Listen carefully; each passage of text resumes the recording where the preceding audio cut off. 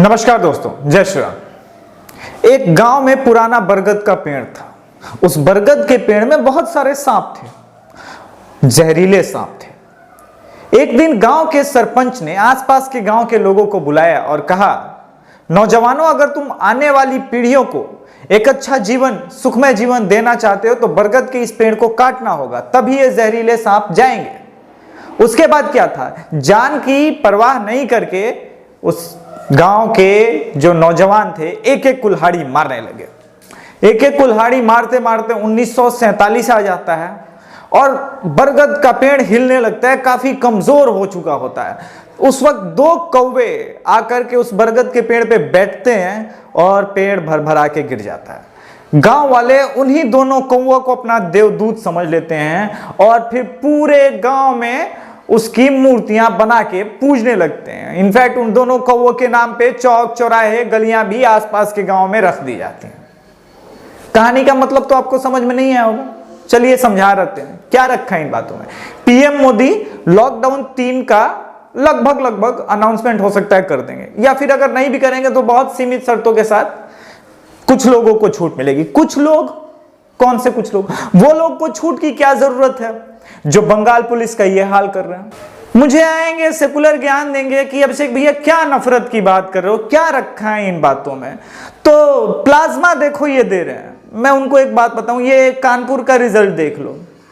तुमने 60 से अधिक अपने ही कौम के बच्चों को जो है ना ये गिफ्ट में दे दिया तबलीगियों के द्वारा। 4 लोग गिन के प्लाज्मा दे रहे हैं। ये 4 लोग इतने भारी हैं अपनी करतूतों पे, जिसने पूरे देश में नंगा नाच बचा करके रखा है। कमाल है यार।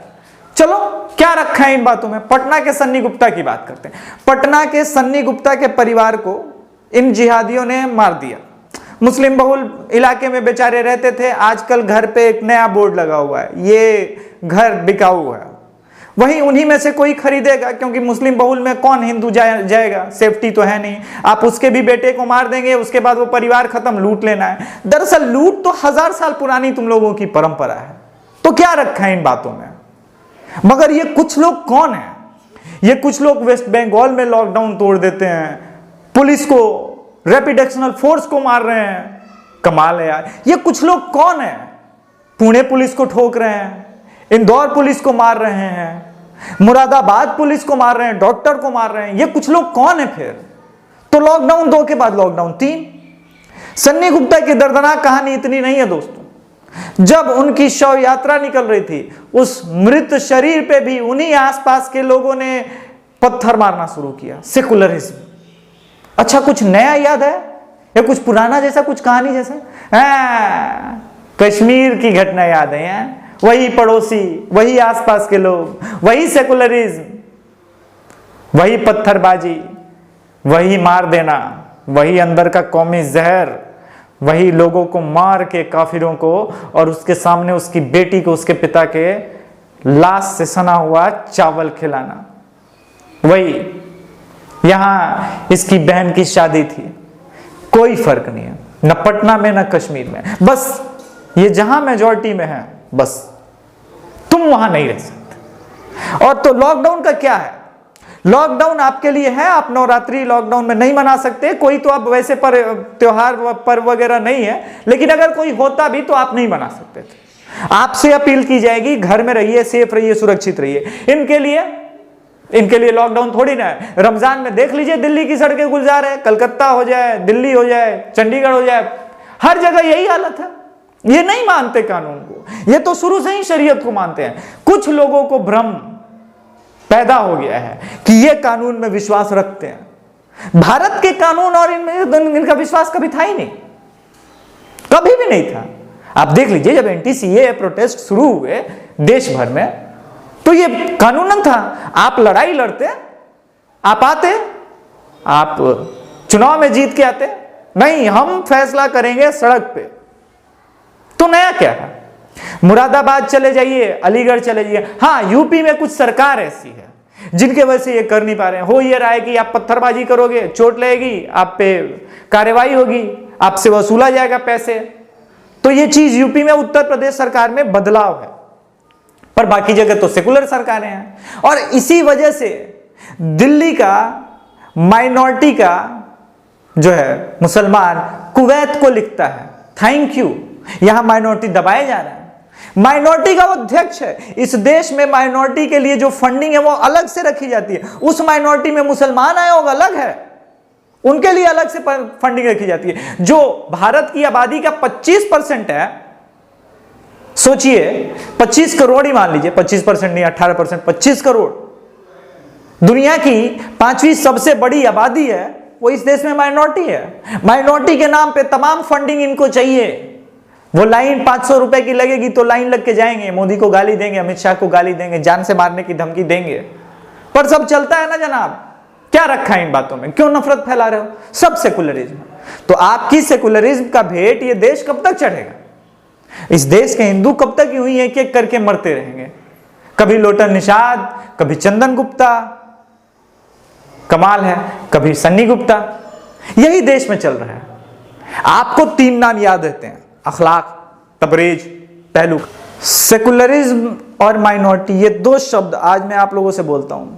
मेरे जीवन का लक्ष्य जो है जनसंख्या नियंत्रण कानून है। जब संगठन बनेगा हम देश भर में जो है अब बहुत बड़ा आंदोलन करेंगे, पहले जनसंख्या नियंत्रण कानून का। मगर उससे 2 और बड़ी बात है। पहले माइनॉरिटी से इन लोगों को निकलवाना है, ये अब माइनॉरिटी में नहीं है। It's time to change the definition of minority in India. दूसरा, सेकुलरिज्म, इस शब्द ने ही पूरे भारत का सत्यानाश कर दिया है। इस शब्द को संविधान से निकाल के फेंकिए। बाबा साहब अंबेडकर ने इस शब्द को संविधान में जब ऐड नहीं किया था तो क्यों ऐड किया गया? मैं पूछना चाहता हूं लोगों से। इसी संविधान और सेकुलरिज्म की देन है, यह बाबा साहब अंबेडकर की संविधान नहीं है, इसी सेकुलरिज्म का देन है कि इस देश का एक प्रधानमंत्री कहता है इस देश पे के संसाधनों पे अल्पसंख्यकों का पहला हक है। मैं पूछ सकता हूं किसी से, अल्पसंख्यकों का पहला हक कैसे हो गया? और आगे बढ़ के वो प्रधानमंत्री कहता है कि इस देश के संसाधनों पे अल्पसंख्यक मुसलमानों का पहला हक है। कमाल। एक तरफ वो कहते हैं कि 1000 साल तुम पे हिंदुस्तान में हमने राज किया, 2 भागों में इस धरती को विभाजित कर दिया, और उसके बाद भी हिंदुओं का कर्जा नहीं चुक सका, जो पहला हक इनका हो जाएगा। यह कमाल है। मैं सीधे सीधे मनमोहन सिंह और तमाम सोनिया एंटीनो माइनो गैंग से पूछना चाहता हूं, कैसे हो गया इस देश के संसाधनों पे पहला हक मुसलमानों का? और क्यों हुआ?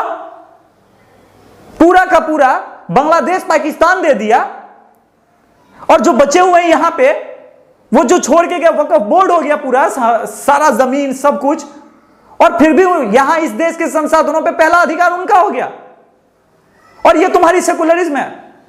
निकाल फेंकेंगे इस सेकुलरिज्म को संविधान से जल्दी, पूरे देश में आंदोलन करेंगे।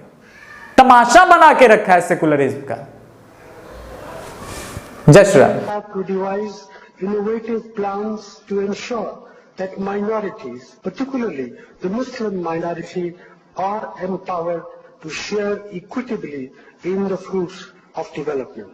They must have the first claim on our resource. They must have the first claim on our resource. संसाधनों पर पहला अधिकार गरीबों का है।